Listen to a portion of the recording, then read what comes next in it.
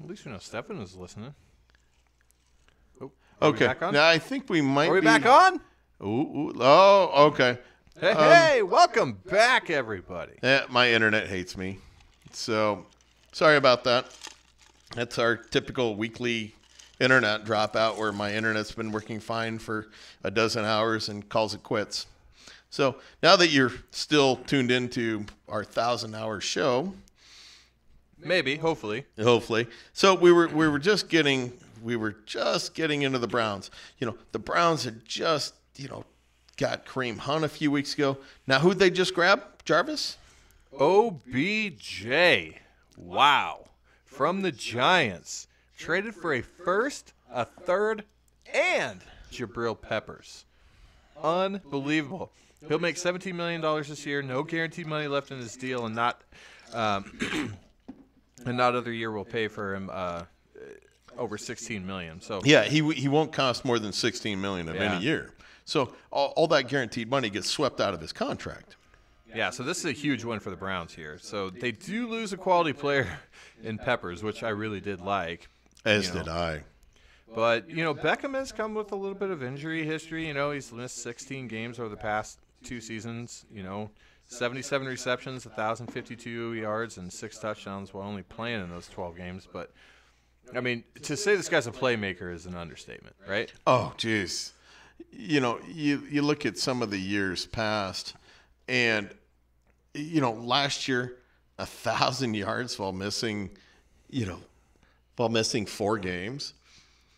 4 games. He missed 4 games and then 12 games the year before. Yeah. But he's put up, 1,300 his first year, 1,450 his second year, 1,367 his third year. Not to mention double-digit touchdowns in all 3 of those years. All 3 of those years. And, what we saw to Baker Mayfield, he is no Mahomes. No. But he's pretty doggone good. Now, you have Beckham. You have, Hunt whenever he comes off that suspension. You have Nick Chubb until then. You got Njoku. And you have the Callaway kid, if he's not smoking weed now. You're forgetting Jarvis Landry. And Jarvis Landry. And a great offensive line. Yes. Is this a hurt or a help for his fantasy? It's got to be a help because if you look at it, sticking with the Giants, I think he goes to an offense with more weapons that is going to take some pressure off of him with the Giants. The Giants didn't. They had Barkley and Evan Ingram, but they didn't really have a number 2 wide receiver there to take some of the safety rolling over help, away there. So here's the dilemma. If you have Jarvis Landry and Odell Beckham on the same team, on your same dynasty or redraft league, can you start this duo week to week and feel confident about it? Because a lot of rest, because the opportunities are going to get split up. Both of them are going to get their own. You know what I mean? But if Baker has a bad week, you're getting dinged on both your guys. Yeah, and there's a guy that I know that actually, has both these guys. And, I've advised him to trade Jarvis Landry for a 3rd rounder. And it is actually happening as we speak. Oh. I just got the confirmation text that my trade has been accepted, so that should be coming through here in a little bit. Oh, really? So you rejected my trade offer for a 3rd rounder how long ago? Oh, God. Wow, really? And so, I got you. All right. So, all right. But yeah, I do think that this is an uptick for Beckham for sure. He's getting a more quality quarterback, much more accurate quarterback who can throw on the run. You're going to have a lot of other weapons out there, so they can't just continue to, double team or shadow him. I think this just spells just an enormous upside for the Browns offense in general. Yeah, because, you look at Beckham, if he stays, the Giants draft a quarterback at what, 3? And that rookie quarterback, 2? At 2. They were 2 last year. Okay. Well, no, I meant in the draft this year. Oh, I'm sorry. So I think they're 6. drafted 6? Yep. 2, 6, 3, whatever. Whatever. Yeah, 6. But and then they get a 17th from. But what the Giants get is, they're going to draft a rookie quarterback most likely, and Beckham, that rookie quarterback is going to play at some point for a totally inept, Manning at some point. So that's going to hurt. That would have hurt Beckham's numbers there to begin with, right? Doesn't that make sense? Well, it depends on which quarterback they brought in. I think that if they brought in a guy like Dwayne Haskins into that system, which a lot of people are projecting him to go to New York, I don't think it would have hurt him that much because Dwayne Haskins, in my opinion, is probably the most professional-ready quarterback in the draft. No, I agree, but there's still going to be a fall-off. I mean, you still have some adjustment to go through. Eli Manning is still going to throw up 3,500 yards of garbage time after he throws 3 interceptions the first half. I just think it's a win-win for Beckham here, definitely. The Ravens grabbed Earl Thomas, 4-year, $55 million deal, $32 million guaranteed. He's only played in 29 games in the 29 games in the last 3 seasons. When healthy, he is arguably the best safety. And this is a team that just lost C.J. Mosley and Terrell Suggs. They're hurting. Now, Earl Thomas does help out that defense. Not going to be real fantasy relevant, of course. Oh, for sure. But, man, does that help them. Yeah. Mark Ingram. Here we go. Here's fantasy relevance. I'll leave this up to you since you have skin in this game. Do I? You do. Just because of Kenneth Dixon, you're going to keep bringing him up, huh? Yeah, I'm going to keep rubbing your nose in that. Yeah, so Mark Ingram, everybody's pretty sure that he was leaving the Saints, and it is true. He has just signed a 3-year, $15 million contract. He's with the Baltimore Ravens. A run-heavy offense, obviously, now that Lamar Jackson is under center. He's 29 years old. Joins a crowded backfield, though, Gus Edwards and Kenneth Dixon. I don't necessarily think that either of the two are huge threats to cutting into his playing time. I would probably say that out of the two, Kenneth Dixon and Mark Ingram are probably the most comparable just because they have shown the ability to catch the ball out of the backfield. But, Yeah, which Gus Edwards absolutely cannot do. He can't. No. But Gus Edwards is a pounder. I mean, this is a guy that had 700 yards in 6 starts last year, and 2 touchdowns, a 5.2 yards per carry average. He's definitely going to be the short guy. I don't know where your Dixon's going to fit in, but Dixon's a handcuff. But I disagree there. I really think that Dixon's a distant third. I don't know how this is going to totally play out. Is Ingram really going to be the guy over Gus Edwards, a guy who just ran for 5.2 yards a carry? I don't know how that's going to shake out. I'll tell you one thing, and this is me right here. I will not touch either one of those running backs. I mean, we're in New England territory here when it comes to running backs. So you're not touching Edwards or Dixon?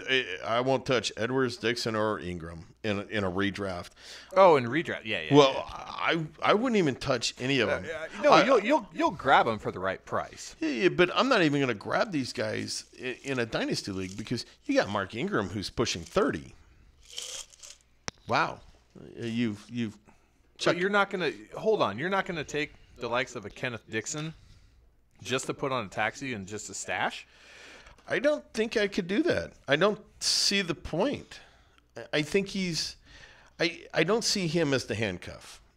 I do. Gus Edwards, I think he may have been an undrafted guy. I believe he was. They have like next to $0 invested in him. Kenneth Dixon, they have a little bit more, but not a lot. So obviously Mark Ingram is going to be their number one guy. Now, if he goes down, I suspect it's going to be Kenneth Dixon. No, I will bet my last bottom dollar it would be Gus Edwards again. Look at last year. It wasn't Kenneth Dixon. It was Gus Edwards that they went to. And I know Kenneth Dixon did have some good weeks there towards the end. But, Okay, so as a Mark Ingram owner, good move, bad move? What do you think? Bad move. Bad move? Yeah. I think it's a good move. A run-heavy offense, or he's going to go there to be the number one guy?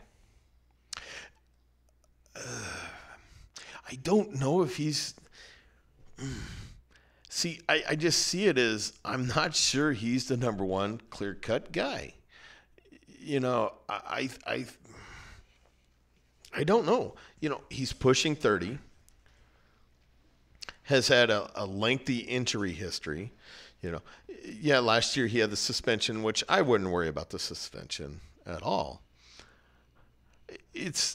I just see these nice numbers out of Gus Edwards, but Edwards is just a 2-down pounder. And, Ingram didn't have a lot of catches last year, but he did the year before. He's a 50-plus catch guy, but he's not a third-down specialist. I just don't know how this is going to play out. I'm afraid it's going to be too much it's going to be too much running back by committee. I don't think so because I think Dixon gets left out in the cold. I don't think so because in the past when we've seen Harbaugh like a guy and who is riding the hot hand, he sticks with him. There wasn't a lot of ambiguity there. When Alex Collins was the guy, Alex Collins was the guy. When Gus Edwards was the guy, Gus Edwards was the guy. That's a very valid point. Very valid point. So absolutely, it'll be something to keep an eye on. But I do like the upside of Ingram going there rather than being a handcuff and a secondary guy in New Orleans. Yeah, and I don't see him as being any kind of a bell cow scenario there. I just can't buy into that. So what's happening in Steeler Nation there, Flip? Steeler Nation. The Steeler Nation is we're definitely getting rid of the star players, not bringing them in. Finally, the 2-year drama of Le'Veon Bell is done and over with. It's over with. Antonio Brown, the whole tantrum meltdown, that's gone and over with. The Steelers took their fleecing, got their 3rd and 5th rounder out of the deal, and we called it good. But the Steelers are so conservative in free agency. We got a huge need at wide receiver, but we didn't go after one. So what we did, we re-signed our punter. We grabbed the cornerback. None of the moves that the Steelers did are fantasy relevant. James Washington, people want to watch out for him, the rookie last year, who did next to absolutely nothing. They also gave up they also gave up Jesse James, so McDonald might be an upgrade there. I love Vance McDonald this year. I would too. I love Vance McDonald this year. Until he gets hurt, as he does every single year of his career. He gets hurt Hulk smashing some guy down into the dirt. Yeah, shoving that Tampa Bay safety. That was Conti, wasn't it? I think it was. Yeah. But, he didn't shove him once in the face. He shoved him twice for good measure. Yeah. As much as it was impressive when Derrick Henry did that to his guy in that huge 99-yard scamper, McDonald's, when he did that, that was as equally as impressive. But it's a big downgrade all the way across the board for the Steelers, losing AB. Absolutely. Sure was. But so moving on down to my old stomping grounds, Jacksonville. Hey. Oops! You gonna ignore the Cincinnati Bengals re-signing tight end CJ as Uzama? Yeah. See, wow, I glossed over that. My bad. Yeah, they did re-sign him 3 years, $18 million. Injury-ridden Tyler Eifert. Is he even on the team anymore? No, I think he's gone. And they just lost Croft, which we talked about, to Buffalo. Mm-hmm. But Uzama, that's a good quality signing. He's not a flashy guy by any means. Nope, but he's very serviceable. 43, 436, and 3 touchdowns last year. I could see an improvement on that. But you just basically get into that whole huge conglomeration of a dozen wide receiver or tight ends around that 40 to 50 mark. I wouldn't go out and blow a bunch of draft capital on this guy.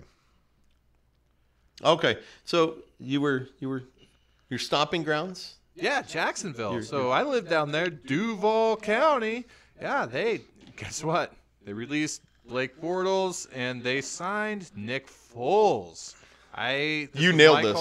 Yep. You nailed this. I felt this was his perfect landing spot from the get-go. He signed him. So what did he forfeited his $2 million bonus back to the Eagles to test the free agent market or something like that. Well, now he has just signed a 4-year, $88 million contract that includes about $53 million in guaranteed money. So Nick Foles is now a Jaguar. Yeah, I think I'm not a big Foles fan. Yeah, I really think it's a ridiculously huge contract for a guy that gets hot about 2-3 games a year and then calls it good. Yeah, if he hadn't destroyed the Vikings and then turned around and won the Super Bowl, would we even be talking about Nick Foles here? He dominated 2 games. He's shown up in big games, so that's what's making him the money. I like it. I mean, are you more confident as a Jaguars fan or even like the quarterback owner of whoever's quarterback in Jaguars, being Nick Foles or Blake Bortles? See, I kind of put him in the same category. I mean, Foles throws a lot of interceptions. Okay, so you go clear back to that breakout year in 2013 when he went 27-2. Man, everybody jumped on the bandwagon. Our buddy traded Cam Newton and I can't remember what else for Nick Foles that year in a dynasty quarterback heavy league. And I told him not to. Don't do it. And he bought into Nick Foles. And then Nick Foles turned around the following year and 13 touchdowns and 10 interceptions. He's not a franchise quarterback. And they just paid him like a franchise quarterback. I think he's nothing more than a stopgap guy. So, who's the tight end for the Jaguars? It's not Paul, is it? It actually possibly could be. Because I know, did they have Mercedes Lewis last year? I know Mercedes Lewis just went to Green Bay. Either way, go out there and get your shares of that tight end for Jacksonville. Because Nick Foles likes to target tight ends. And I think that with him going there, and they've got a pretty decent young wide receiver core, but with the way that Nick Foles likes to target those tight ends, could be a good a good pickup, on an under the radar sleeper type guy, getting that tight end for the Jaguars. Okay, so there's the Jaguars' 2 tight ends. Have you ever heard of either one of those guys? No. Okay. Nope. So we got Ben Koyak and Pharaoh McKeever. McKeever. Yeah. No clue. So either way, Yeah, but you got Marquise Lee, who decent wide receiver when he can stay healthy. Dede Westbrook, Keelan Cole. I think the Fournette thing was overblown and way done over with, and I think he's going to stay. But you don't have any wide receivers. You don't have a tight end there. Those wide receivers aren't bad, but I'd rather have the Buffalo wide receivers, wouldn't you? I think I probably would, to be honest with you. And how sad is how sad is that? Maybe not necessarily, but with the match that they have with Josh Allen, I think that's a great pair. Mm-hmm. Yeah, I'm not a Foles fan, and I really think that kills their offense. I really do. I think he's going to continue being a turnover machine. So That very well could be. That's just my little. I'm just not a Nick Foles fan whatsoever.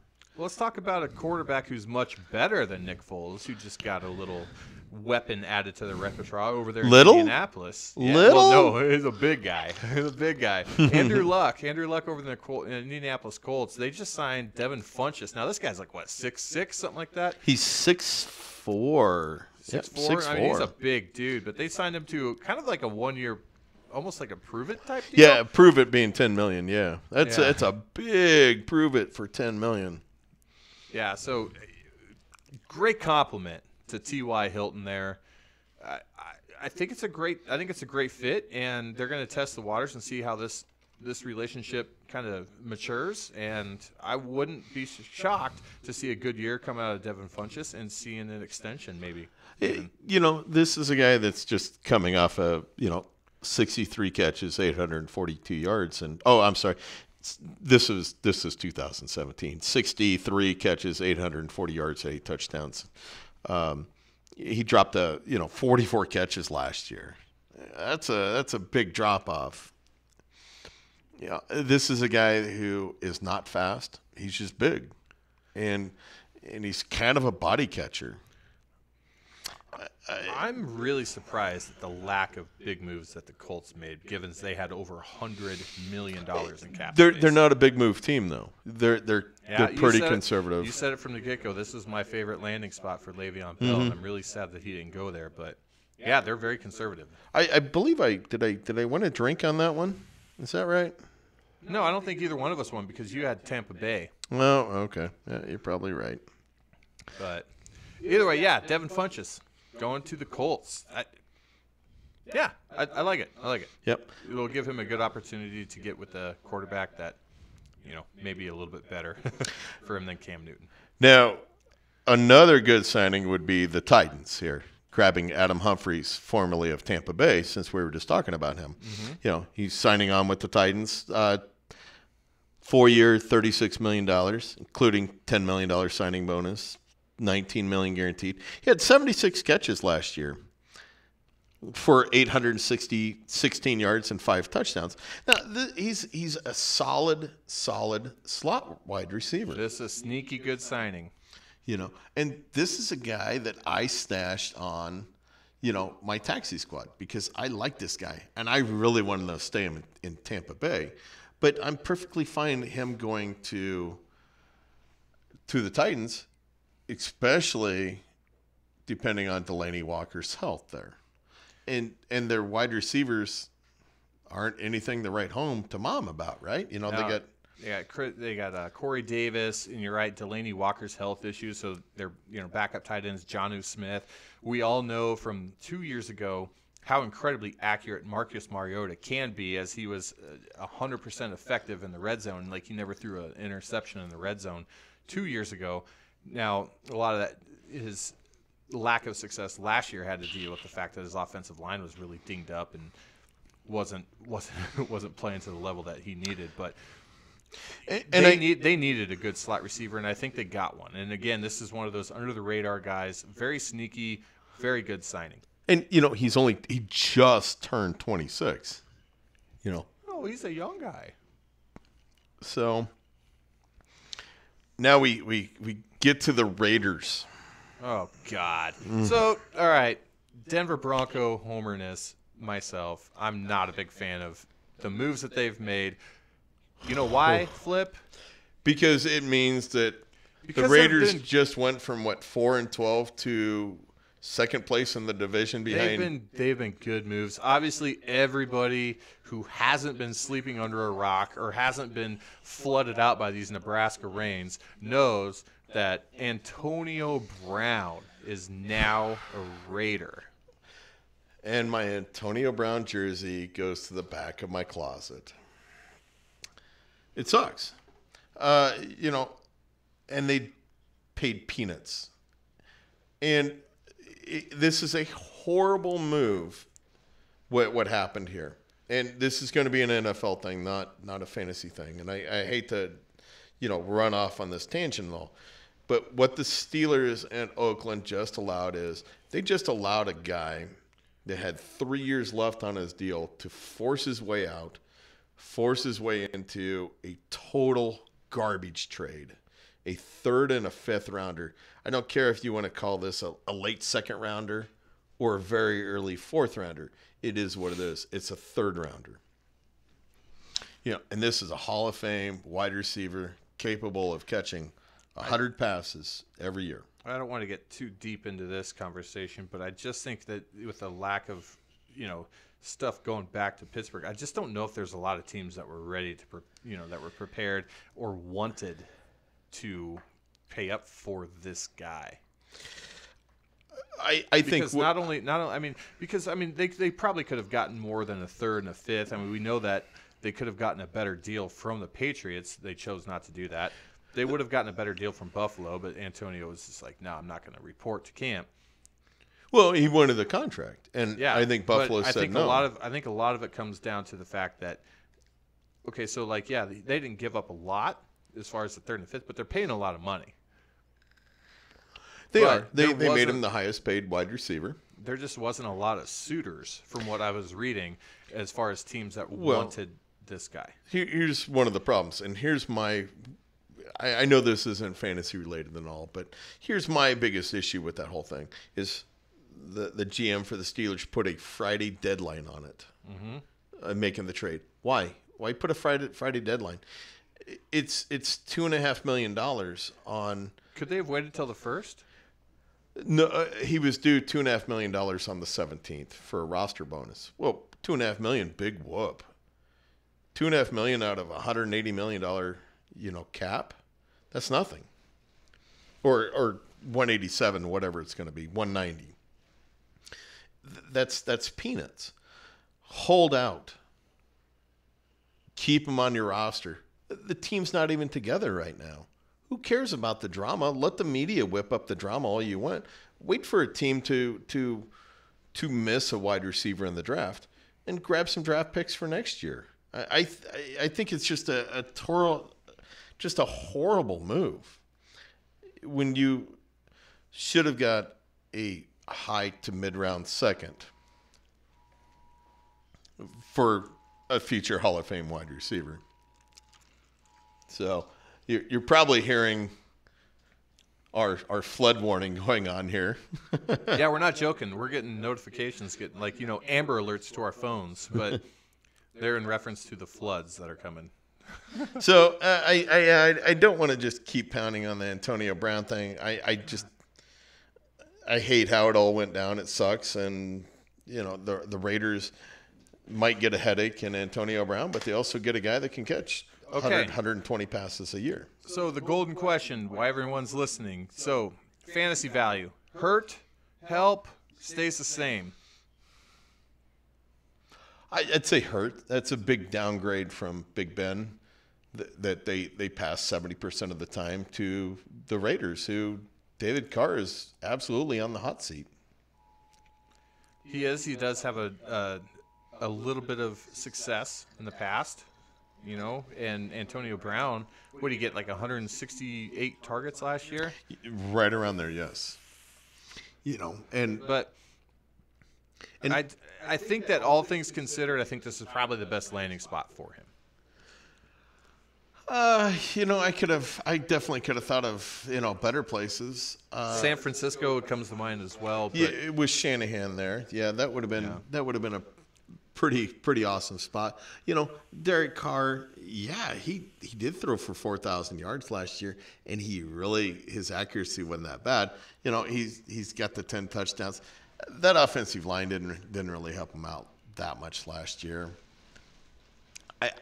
I don't think that's a bad landing spot for him, though. I really don't. And then they also signed Tyrell Williams. That's a good signing, and I hate it because it's so good. It's a great compliment to Antonio Brown. Tyrell Williams is a great deep threat guy. He's a good receiver. He's under the radar, highly under-respected. If it wasn't for Keenan Allen in San Diego, or now in Los Angeles, excuse me, I think this guy would have shined a lot more. This is a guy who caught 1,000 yards 3 years ago when Keenan Allen was out for the year. Well, one of his years that he was out for. He coming off of 653 yards last year on only 41 catches, but 15.9 this past year, 16.9 the year before on yards per reception, 15.3. This is a guy who, would you be surprised, 60, 70 receptions? No, not at all. No, not at all, especially with the departure of Jared Cook. Who knows what Jordy Nelson's going to be. They're going to move Jordy clear to the slot, which they needed to do that from the very beginning there. Yeah, so now they've got two solidified outside guys. I think this spells a lot of great things for the Raiders team, and then the fact that they also still have their 3 first-round picks that they can go out and draft defensive, pass rushers and guys on the defensive side. They could always grab one of those stud tight ends. Yep. At some point during the first round or even early second round. I love the moves that the Raiders did. I don't because they're good. And another team though, the Chiefs, they just signed Carlos Hyde. They brought him in on a 1-year deal. Fantasy implications there. Like, if you're a Damian Williams owner, are you nervous, scared? No, I wouldn't worry about that at all. Carlos Hyde, here's a guy that he floundered. I mean, he hasn't really done much since 2016. He hasn't ran for. Here's a guy who's never ran for 1,000 yards, hasn't broke 4 yards per carry since 2016. Virtually no threat. Well, hasn't been a threat. He's only caught. But in that year in 2017, where he was called on to be the guy and to play that role of a pass catching running back, he excelled. He had a fantastic year. But that's been his only year. But that's just saying that he can do that. Yeah. He can play that role that Andy Reid is looking for. But, I think Damian Williams right now, I think he's more the guy. I don't understand that, though, because he was nothing. Damian Williams was nothing in Miami and the other places that he may have played. Damian Williams was decent at being a third down back. Yeah. He was. He's just never really had the opportunity. Now he's going to get the opportunity, but how much with Carlos Hyde? Yeah. Maybe another situation to stay away from. Or you can pick your flyer and go with it. Just a monitor. I think that whoever the starting running back for Kansas City will be, whether it's Carlos Hyde, whether it's Damian Williams, where they go out and they draft a running back. Who knows? But in that system, under Andy Reid likes to stick with one running back. He's not known for an RBC type approach. So whoever that starting running back for the Kansas City Chiefs is going to be the guy that you're going to want to get, and he's going to have top, RB1 potential. Yeah, we go back to, like you were saying with Carlos Hyde, the 59 receptions in 2017. He can easily get that again, and if he is the guy. My guess is if I was going to draft one of the guys, I'd pick the wrong one and waste a high draft pick. So that's just how I'm looking at that. Who would you take? Would you go for Damian Williams? I think at this point right now, I think you have to, but I don't think that you'd want to overly pursue him just because the Chiefs could easily go out and get a running back in this year's draft. And if they draft a running back in the 3rd round or higher, that's the time to panic if you're a Damian Williams owner or a Carlos Hyde owner. Yeah. But anyway, we'll move on to some more fantasy relevant stuff. I mean, we got, my team, Denver. We got, a lineman from Miami and Juwan James. Great lineman. That's going to help us out a lot, especially bringing in Mike Munchak. I think that spells a lot of good things for Denver's running game, whether it be Phillip Lindsay, whether it be Royce Freeman. I think we can look for maybe a bolster there. I think that spells good things there for them. We also signed Kareem Jackson. Again, it's not necessarily fantasy relevant, so I don't know why. And he's a cornerback, which will help out their defense a bit. Yeah. We go into the Chargers. Tyrod Taylor, no big deal. 2-year contract. Heir apparent. Jeez, maybe in your world there, buddy, since you're a Tyrod Taylor fan. But Phillip Rivers has never missed a game in his career. I'm not, not running after him. No. The Giants. But hey, this move turned out to be a lot more notable than what initially met the eye. So the Giants, they, with Corey Coleman, they signed the original round tender on him. So with the Giants, wide receiver course, razor thin now, Coleman could be in line for some additional opportunities and some production that maybe he wasn't getting in Cleveland and could have the opportunity to step up. Or Buffalo.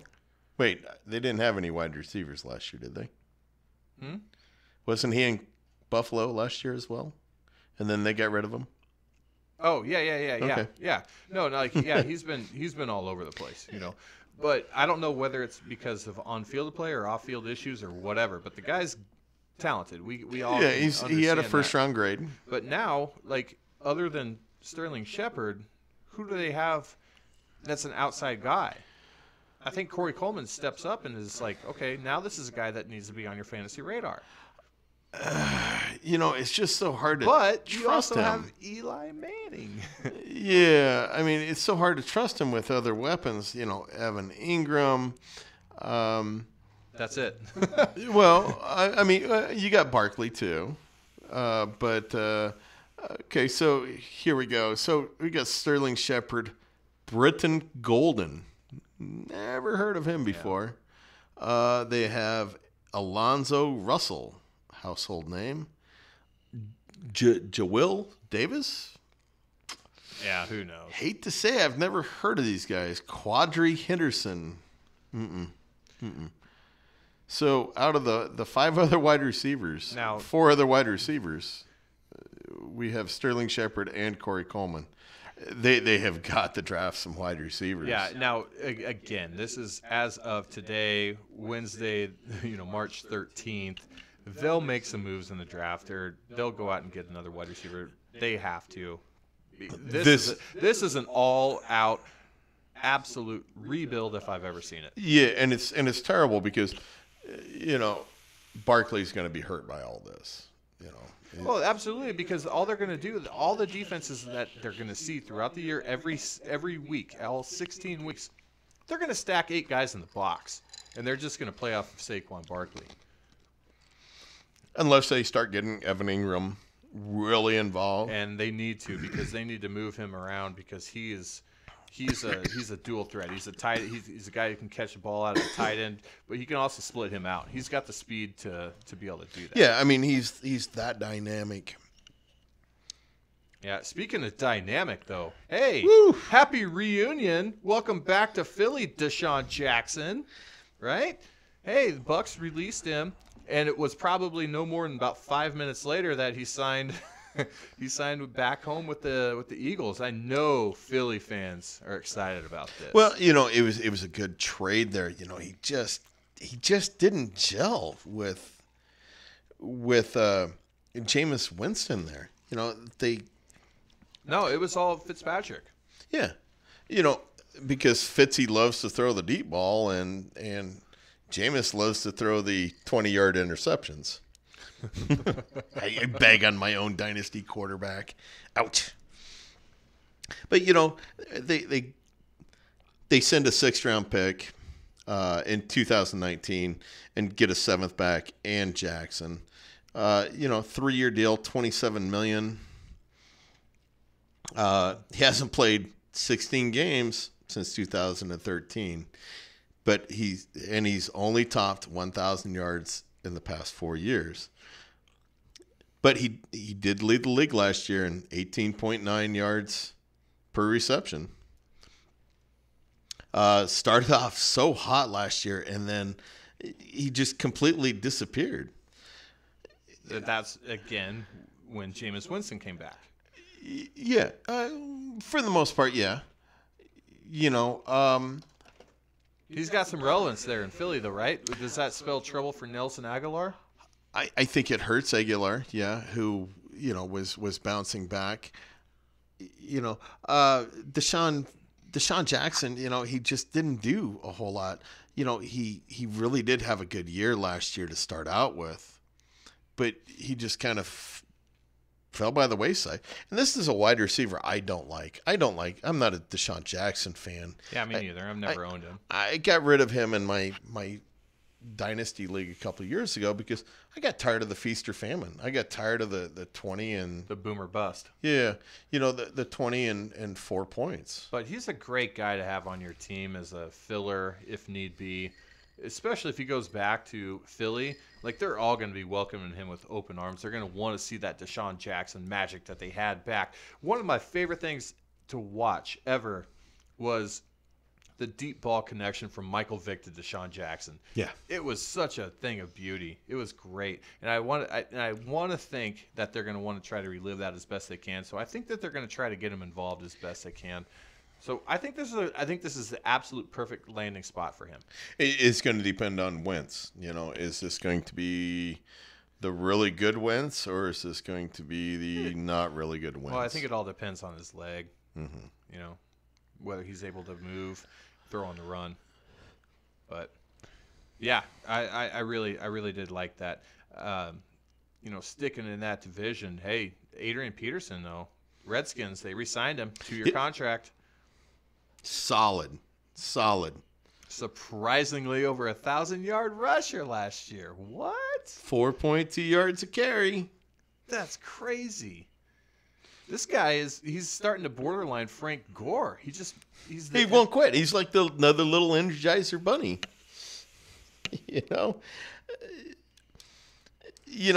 Darius Geis fans were so excited. I was just about to say, if you're a Darius Geis owner, are you nervous? You're like, crap, really. So not only did I lose Geis for last year with the torn ACL in the offseason, but I just watched AP rush for 1,000 yards. And now I got to see him sign a 2-year deal. But this has got to be some sort of like safety valve there for Darius Geis because he's coming off of the ACL tear. You know what I mean? All right, you're not going to want to overload him right away and give him like 30 touches a game. You're going to want to give him 15 to 20 touches a game and then bring in Adrian Peterson to spell him from time to time. You're not going to want to I see it the other way around. Maybe you should get one of your little thingies ready here. Womp womp. I see Adrian Peterson as the starting running back, and it's Geis that has to beat him out for carries. Oh, do you? I do. Oh. I do indeed. Come on, you need to get one of your things going there.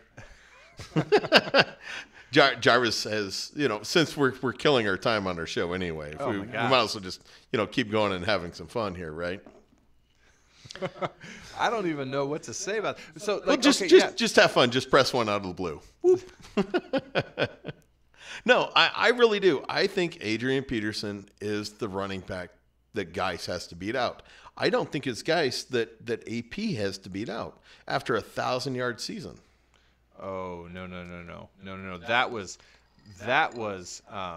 what do they call that? Playing with house money. At that point, they weren't drafting him to expect him to get him 1,000 yards. There's no way. Oh, you mean Geis? No, Adrian Peterson. Oh, bringing him back. Yeah. Okay, so you don't think them bringing him back, they're expecting him to be the lead running back? No, not at all. You don't think Not at so? all. Not at all. It's After Darius. 1,000 yards. Nope. It's Darius Geis's show. It's his role to lose, and I don't think he will lose it. Ooh. I think this is going to be a Kamara Ingram type deal. I think Geis is going to have the majority of the touches. I don't see any scenario playing itself out where he's going to take the backseat to a 50-year-old whatever Adrian Peterson. Wow, 39 to 50-year-old Adrian Peterson. He's somewhere in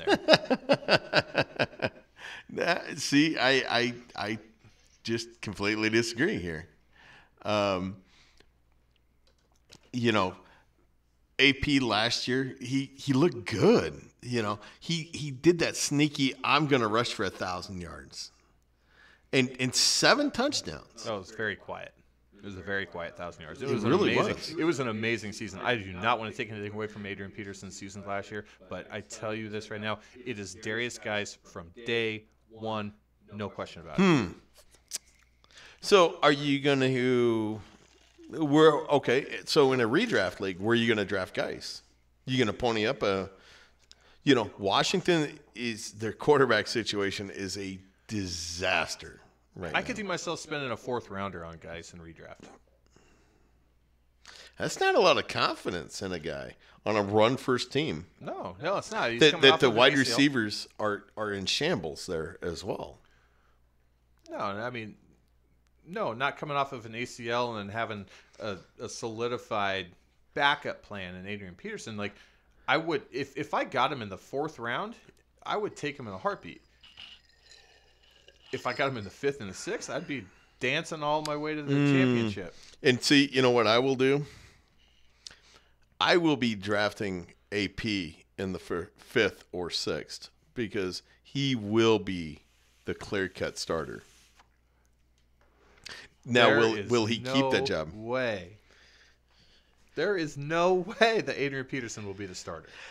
We're going to save this huge debate. Yes. Mark it down. So we got a drink bet on this, right? Oh, yeah, absolutely. One of your terrible, nasty red, white, and blues. PBRs. PBRs. Same thing, right? Love them. Oh, boy. I ran out of alcohol the other night and drank a couple of them. Ooh, yuck.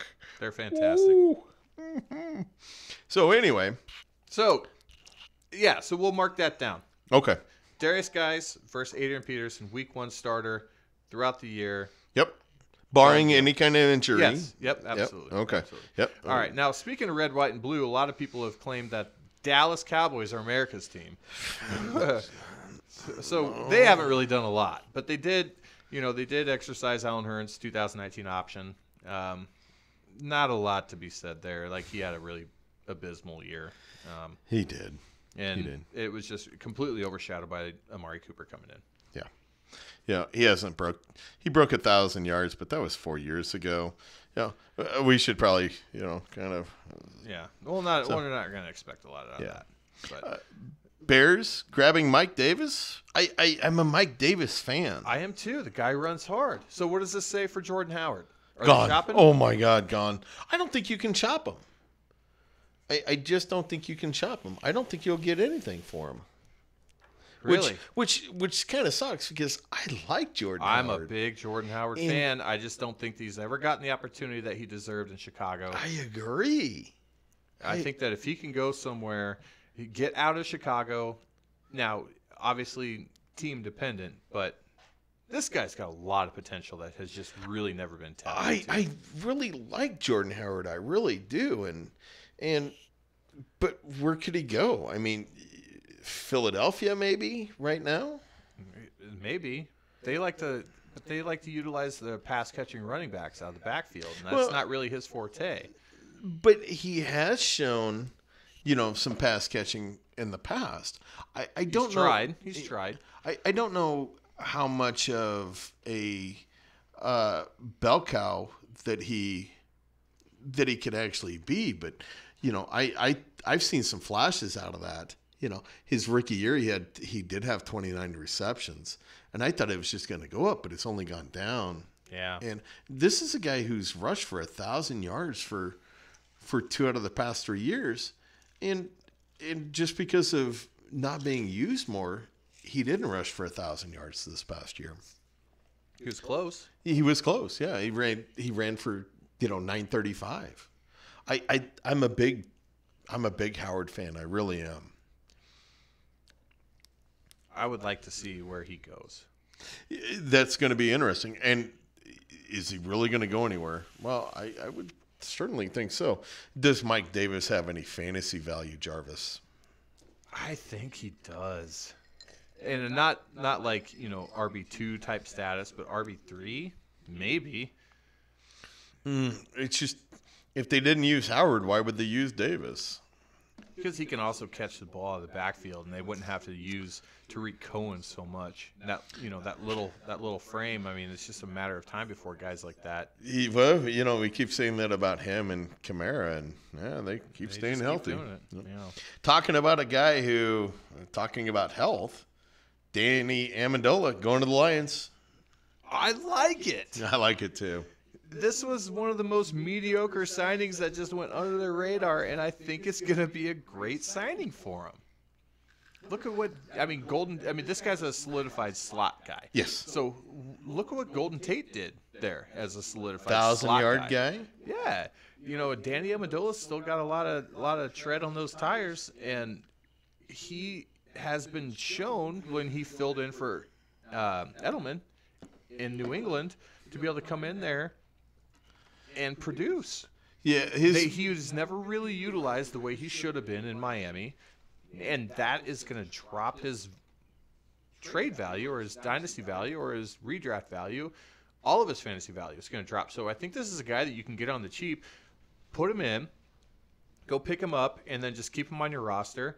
If you need a slot start, throw him in there. He's probably going to get you at least 10 to 12 points a game. What's funny is I just pulling up his stats here. I mean, he has really never had a big year. I mean, he's never even had 700 yards in a season, which I'm actually kind of surprised by that. But being a slot guy, you don't get a lot of yards per catch out of the deal. And now keep in mind, when we talk about like guys like this, we're mostly referencing the league that we're playing in, which is a full point PPR league. If you're in a standard league, Amendola should be off your radar. Oh yeah, and if you're in a standard league, we're not the guys to listen to. Yeah. When we're talking about this, you just got to keep in mind that we're talking about a full point PPR. Half point PPR can have some relevance too, but a guy like Amendola that's going to have to rely on 4 to 5, 6 receptions for like 70 yards. He's a PPR guy. Yeah. For me, in over 25 years of playing fantasy football, I've never played in the standard league, and nor will I ever. I've never had any desire to as well. So Jesse James, another Steeler loss, signs with the Lions for 5 years. $28.5 million contract, includes $7.1 million signing bonus, which is pretty huge. $10 million guaranteed. You can't be sad about that. Oh, I am. Why? I love Jesse James. See, Jesse James is okay for all the Steeler fans out there, or anybody who watched Heath Miller. Heath Miller was basically a really slow guy at the end of his career that would. He was a Jason Witten. Yeah, a guy that would just find a hole in the seam. You throw him the ball, he's not going to drop it. He's going to catch it, and then he's going to get knocked down. Jesse James is 6'7". Last year, here's an interesting thing. So last year he was the 22 ranked tight end fantasy football wise, and played half the snaps for the Steelers, and he only wound up with not that many catches, 30 receptions, 423 yards. But he had 14.1 yards per catch. He's going to be a big help to Stafford. Now, will Stafford use him? No. You know what they did last time they had a 6'6" guy with yeah, a lot of talent yeah. named Eric Ebron? Yeah. They But did see, nothing. Yeah, with him. but see, then Ebron went on, and the only thing he did was catch touchdowns. He didn't do anything else, except for his ridiculous 10 reception game. Yeah, that's. I like the James signing there. I really do. I think he's gonna still be in that whole huge group of 40 to 50 reception guys. That, you basically pick a guy that you think is going to get more touchdowns, which I don't think is going to be James. I like James. He's just athletically challenged. And that's exactly what you want out of your fantasy tight end. Well, I mean, he's basically You just said it. Oh yeah, but what I'm saying is, he's basically a lower version of Kyle Rudolph, but he's basically a better version of, I don't know, I don't know. You name any tight end out there. He's better than Jimmy Graham. I'll tell you next year he puts up better stats than Jimmy Graham. That wouldn't surprise me. Okay. Speaking of Jimmy Graham's former hometown, Green Bay, they just signed Geronimo Allison to a 1-year contract. Yawn. How about we go to the Vikings and Anthony Barr? He's a tackling machine. Yeah, he left to go to New York, and then he's like, nah, I'm going to come back. Yep. So not a lot of fantasy relevance there other than the defense, which needs to get better. They were drafted really high as a defensive unit last year because of the year before. And all but I think one of them graded out lower than they did last year. So It was a disappointing year for Vikings defense. Yeah, they really plummeted. And another and one of those guys, not on the defensive side, but on the offensive side of the ball from the Vikings, running back Latavius Murray, guess where he went? He is taking Mark Ingram's place down in New Orleans. But how much of his place will he actually take? This is a guy pushing 30. I like it. Hey, this is a guy who runs very similar to Mark Ingram, can catch the ball out of the backfield. I mean, he's a big guy. He's a tall running back. I think that he's a very good complement to Alvin Kamara out of that backfield, and he's a guy that should be on some people's radars, and especially if Kamara goes down. Yeah, I mean, he hasn't had a lot of receptions in the last couple of years. He's definitely had some backseat to Dalvin Cook. I'm not going to be as high as I think Jarvis is on him. He was definitely a touchdown vulture the last few years in Minnesota, and even in Oakland, where 3 years ago in Oakland he had a dozen touchdowns.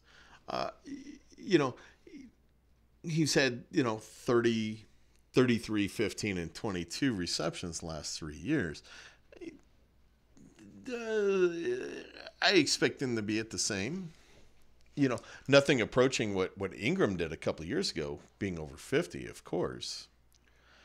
I don't know his fantasy relevance. But here's the thing, though, is we saw Latavius Murray have significant value as a running back, as the lead back in Oakland. When Dalvin Cook went down, we saw significant running back value at Latavius Murray in Minnesota. But he still didn't have a very good yards per carry. But that doesn't matter in fantasy, though. It doesn't. But here's the thing. So that's what I'm saying is, like, if you have an opportunity to get Latavius Murray, you're not drafting him as somebody who's going to be fantasy viable out the gate. Agreed. But if something were to happen to the guy ahead of him, Alvin Kamara, in a very high-powered offense that centers a lot of their offense nowadays around the running game because of an aging Drew Brees, he is a guy that will skyrocket in value. Yeah, absolutely. Yes. And and that's kind of been his forte for the last couple of years. Yeah. If the guy ahead of him goes down, he's a great guy to own. Yeah. And especially, going from a high-powered Minnesota offense at times to an extremely high-powered New Orleans offense. We'll see. We'll talk. We'll definitely talk more in the year of, once we get into where we're going to draft these guys. But absolutely a handcuff to a small Kamara that may or may not get overused too much in a high-powered offense. Definitely, absolutely a player to own, though. Yeah, for sure. What do you feel about Peyton Barber over there in Tampa Bay? Jeez. Signed a 1-year contract, right? Ugh. He's kind of right now kind of the de facto starter with Ronald Jones. What do we think of that whole situation? Are they done? Are they going to bring in somebody, or is this going to be, the guy to own? Rojo? Is that what they call him? That's what I call him. Oh, okay. Yeah, me and him are on hyphenated first name last name basis. Whatever happened to the interesting nicknames like Night Train Lane or the Bus or my favorite one from Seinfeld, T-Bone. Yeah, Let's call him T-Bone. Where is the fun nicknames? No, now we're into these boring OBJ. I didn't mean to. I didn't mean to set you off with that. It was more probably the Morgan than anything else.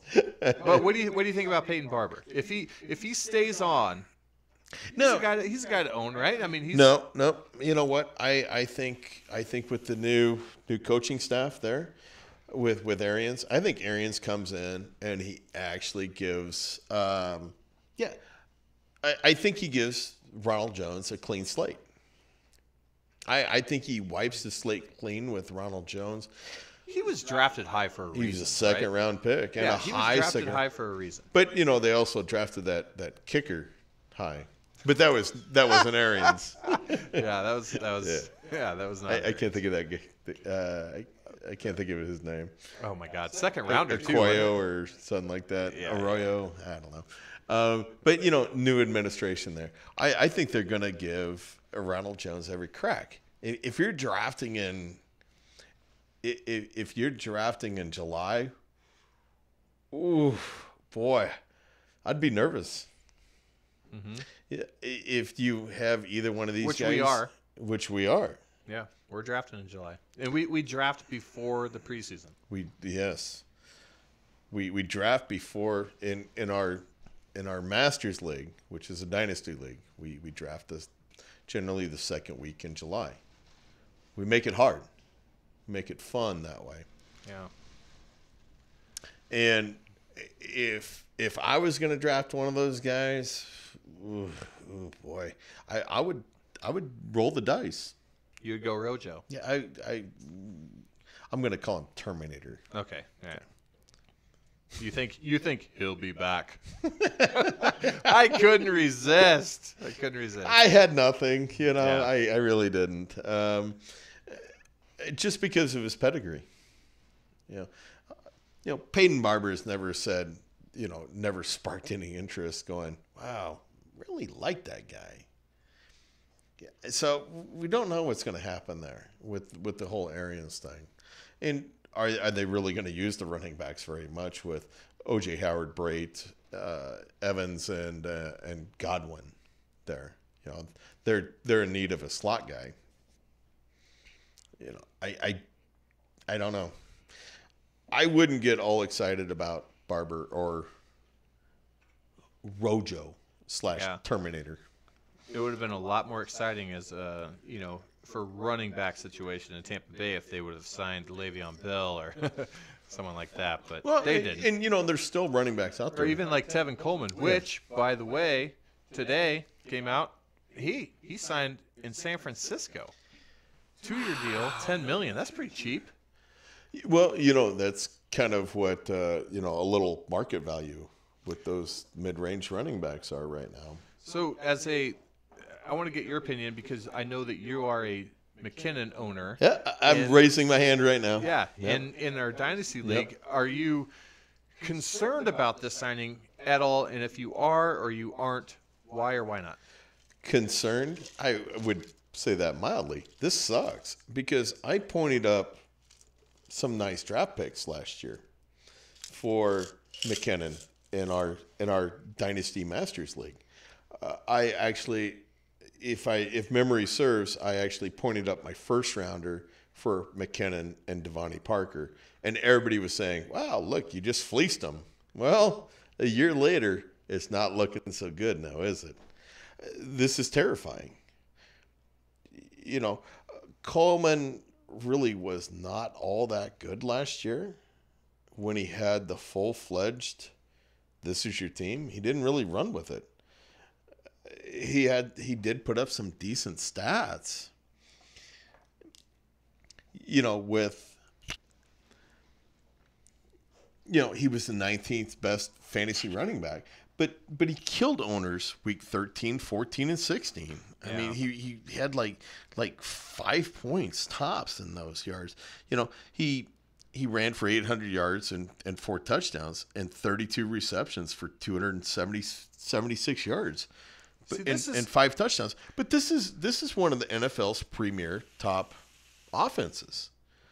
And this is one of those anomalies I just don't understand, because when he was given his chance and they actually utilize him, he's produced. Like, I know you're not a big believer in him because of the fact that you don't think that he's able to run between the tackles. But that's what they used Ito Smith for. Yeah, but it doesn't take away from the fact that he's also a very, very capable pass catcher out of the backfield, which in today's NFL is pretty valuable. But he only had 32 catches last year, which is down from... And that's the part I don't understand. Because with Devonta Freeman being hurt, how in the world do they not utilize him now? Now, Sarkisian is gone. Yeah, and he was actually bad. And he's out of that whole regime, and he's into Shanahan, who worked with him in Atlanta. Now he's back with Shanahan in San Francisco. Mm-hmm. When Coleman was being used in Atlanta, guess who was there? Shanahan. But, last year was his top reception at 32. For whatever reason, I always thought he had more receptions than that. Yeah, me too. Now last year he did have a 4.8 yards per carry, which was up from 4 yards the year before. So that's, it's a little misleading on that he really had a bad year. But he played in all 16 games. This is a guy that fantasy owners expected 1,200 yards out of. And, another 300 and